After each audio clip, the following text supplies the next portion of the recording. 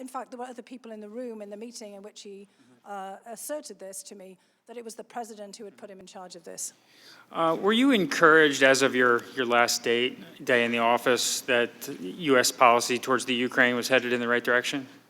I was not. And why was that? Well, I was concerned about two things in particular.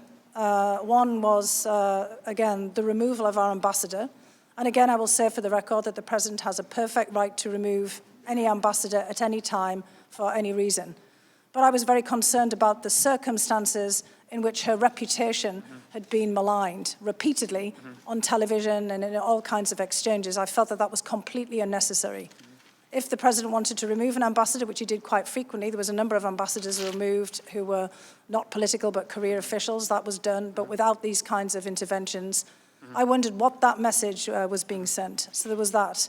And then on the second front, it was very clear at this point that there was let's just say, a different channel in operation in relations to Ukraine, one that was domestic and political in nature, and that was very different from the channel or the loop, however you like it, that I and my colleagues were in, where we were focused on bilateral relations and US foreign policy toward Ukraine. And these two things had diverged at this point.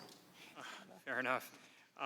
He indicated you were upset, and you were upset with Ambassador Bolton and upset with the way things are going. And well, I think you might recall in my deposition on October 14th that I said that very unfortunately I had a bit of a blow-up with Ambassador Sondland, and I had a couple of testy encounters with him. One of those was in June 18, when I actually said to him, "Who put you in charge of Ukraine?" And I'll admit I was a bit rude, and that's when he told me the president, which shut me up. And this other meeting, it was about 15, 20 minutes, exactly as he depicted it was. I was actually, to be honest, angry with him. And, I hate to say it, but often when women show anger, it's not fully appreciated. It's often, pushed onto emotional issues, perhaps, or deflected onto other people. And what I was angry about was that he wasn't coordinating with us. Now, I actually realized, having listened to his deposition, that he was absolutely right, that he wasn't coordinating with us because we weren't doing the same thing that he was doing.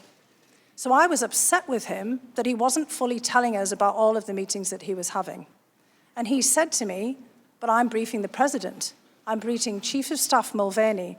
I'm briefing Secretary Pompeo, and I've talked to Ambassador Bolton. Who else do I have to deal with?"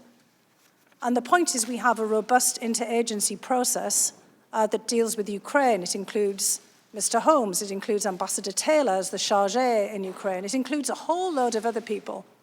But it struck me yesterday when you put up on the screen Ambassador Sondland's emails and who was on these emails, and he said, "These are the people who need to know," that he was absolutely right, because he was being involved in a domestic political errand. And we were being involved in national security foreign policy, and those two things had just diverged.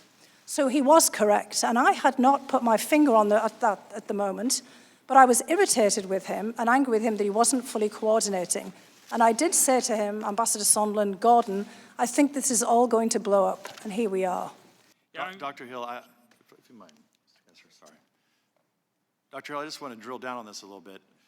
The President of the United States, Commander-in-Chief.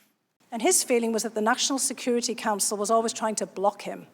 What we were trying to do was block us from straying into domestic or personal politics. And that was precisely what I was trying to do. But Ambassador Sondland is not wrong that he had been given a different remit than we had been. And it was at that moment that I started to realize how those things had diverged. And I realized, in fact, that I wasn't really being fair to Ambassador Sondland because he was carrying out what he thought he had been instructed to carry out, and we were doing something that we thought was just as, or perhaps even more important, but it wasn't in the same channel. Ambassador Sondland had said, "Let's regroup in the wardroom for, quick huddle on next steps," which, to be honest, was quite unusual.